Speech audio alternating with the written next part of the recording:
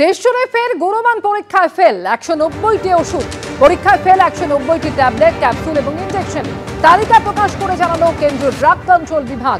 বিস্তারিত জানবো, সন্দীপ সরকার রয়েছেন আমাদের সঙ্গে টেলিফোনে। সন্দীপ, দেখো 190টা ওষুধ, ক্যাপসুল, ইনজেকশন ফেল করেছে এই পরীক্ষায় এ মাসে, সেরকমটাই রিপোর্ট দিয়েছে কেন্দ্রীয় ড্রাগ কন্ট্রোল বিভাগ। এবং এর মধ্যে কলকাতার যে সেন্ট্রাল ড্রাগ ল্যাব রয়েছে সেখানে ফেল করেছে 40টি ওষুধের নমুনা।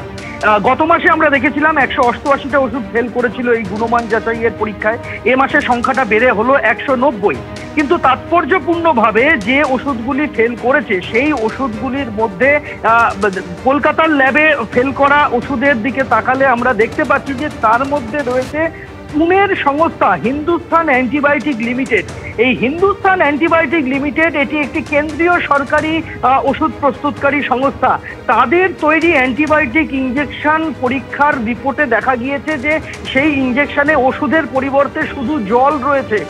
এই রিপোর্ট কিন্তু যথেষ্ট চাঞ্চল্য সৃষ্টি করেছে ওষুধের বাজারে, কেননা কেন্দ্রীয় সরকারি ওষুধ প্রস্তুতকারী সংস্থার অ্যান্টিবায়োটিক ইনজেকশনে শুধুমাত্র জল, এবং সেই রিপোর্ট দিচ্ছে কেন্দ্রেরই ড্রাগ টেস্টিং ল্যাবরেটরি, সেটা কিন্তু যথেষ্ট তাৎপর্যপূর্ণ।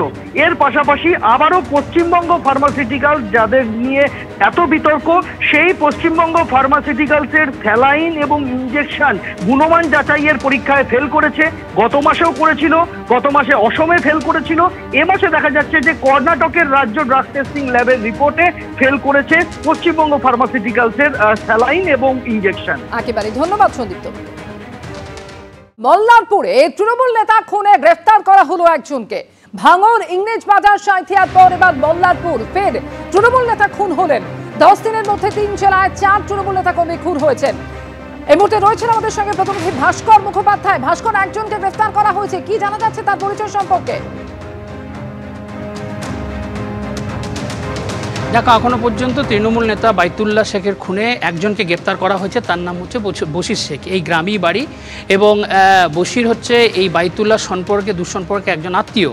এবং যেটা আমরা জানতে পাচ্ছি যে কোনো একটা জমি সংক্রান্ত একটা বিবাদ হয়তো ছিল, এবং পুলিশ যেটা জানাচ্ছে যে গতকাল বাইতুল্লাহ যেখানে বসেছিল, অর্থাৎ যে দোকানে বসেছিল ঠিক তার উল্টো দিকে সেখানেই কিন্তু বসেছিল এই বশির শেখ। এবং যেটা সন্দেহ করা হচ্ছে যে যখন বাইতুল্লাহ বেরোয় তখন হয়তো বশিরই ফোন করে খবর দিয়েছে দুষ্কৃতীদের, এবং তারপরেই এই আক্রমণ হয়েছে বাইতুল্লাহর উপর। এই মুহূর্তে আমাদের সঙ্গে রয়েছেন ময়ূরেশ্বরের তৃণমূল বিধায়ক অভিজিৎ রায়। তার কাছে জানতে চাইব যে কি হয়েছিল, আপনি কি মনে হয় কারা মারলো এই মুহূর্তে আমি বলতে পারছি না।